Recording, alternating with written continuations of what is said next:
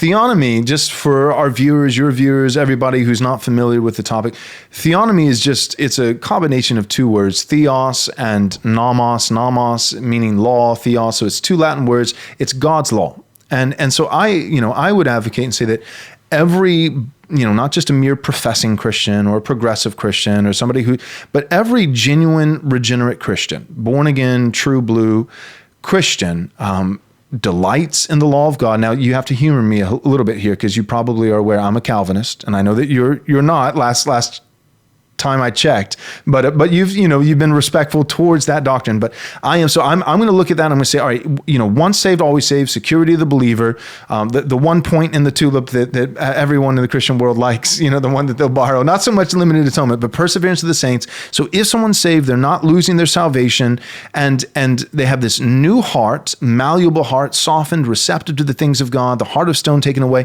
and that the Christian, not only are they secure in their salvation, but they have a genuine desire to be pleasing to the Lord, right? And Jesus says, if you love me, you will obey my commandments. So I'm working with the first premise being that theonomy is God's law. God's law is a good thing. It's not only the right thing, but David delights in the law of God, that it's good, that it lends towards blessing, and not just eternal blessing in the life to come, but that I would have this qualification: ordinarily, obedience to God's law, outward obedience to the law of God, will bring even temporal, intangible blessings in this life to varying degrees. I say ordinarily because it does depend what context you're in, right? You can obey God's law in North Korea, and it may not bring some of those temporal blessings. But in a nation like ours, that has remnants of Christianity and certain freedom and certain measures of justice within our system and those kinds of things, the person who applies the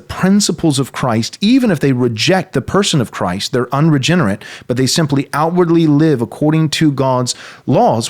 God will not be mocked. A man reaps what he sows. A person who casts his seven, bread upon the water, there's a return. There's a tangible benefit. So I see the law of God not only as the right, morally right thing, but as something that lends towards prosperity and blessing to varying degrees ordinarily in this life. And the regenerate Christian desires to please the Lord and sees that as a good thing. Thoughts? I guess for me to understand what you're saying here, I think I wanted to know what you mean by the phrase God's law, and maybe some examples of what that includes. Yeah. And how that is the same or different from, say, the law of Moses. Right. Great question. So when I say God's law, I'm primarily in mind, I'm thinking of a woman going outside of the camp for 7 days when she's on her. No, I'm not.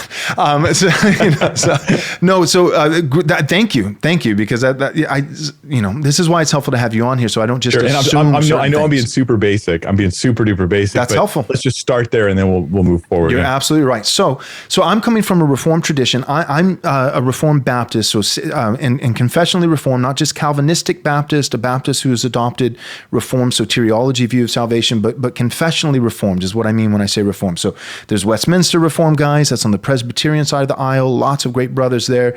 I'm on the Baptistic side of the aisle, Reformed Baptist, 1689 confession.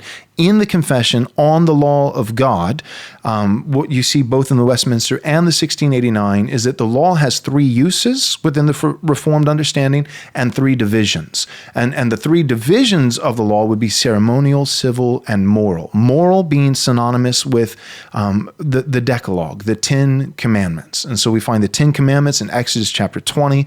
Obviously, they're reiterated in multiple places throughout Scripture, but the 10 Commandments would be God's moral law.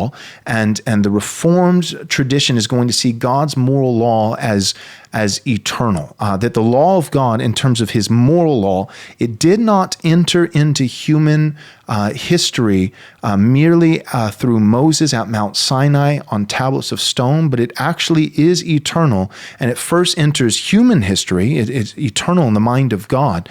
God is law-keeping himself, but it comes in human history in the garden with Adam and Eve. And so the Reformed perspective is that to Adam was given 11 commandments, not merely one. He was given 10 moral commandments written on his heart and one positive precept, in addition to that, not to eat of the tree of the knowledge of good and evil. So that if Adam did not eat of the fruit, but he murdered his wife Eve, the covenant of works between God and Adam still would have been broken. Any thoughts on that?